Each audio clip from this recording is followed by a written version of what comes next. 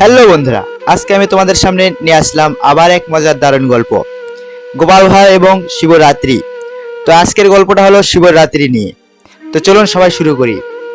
তো একদিন রাজসভায় শিবরাত্রির আগে কথাবার্তা হচ্ছিল যে গোপাল এবং মন্ত্রী মিলে সব শিবরাত্রির কাজ করবে। তো মহারাজ মন্ত্রীকে একটু ভরসা পায় কম, ওই জন্য মন্ত্রীকে দায়িত্ব দিয়ে তার নিশ্চিন্তে থাকতে পারে না মহারাজ। তাই গোপালকে সব দায়িত্ব দিল, মিষ্টি থেকে সে কিছু বায়না দেয় মিষ্টির শিবরাত্রির জন্য।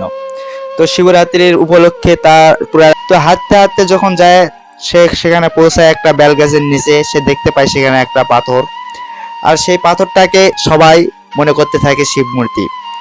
আর সেই করে সে আয়োজন করে, সে সবাই যখন তাকে ভগবান বলতে থাকে শিব মূর্তি, সে পূজা করে।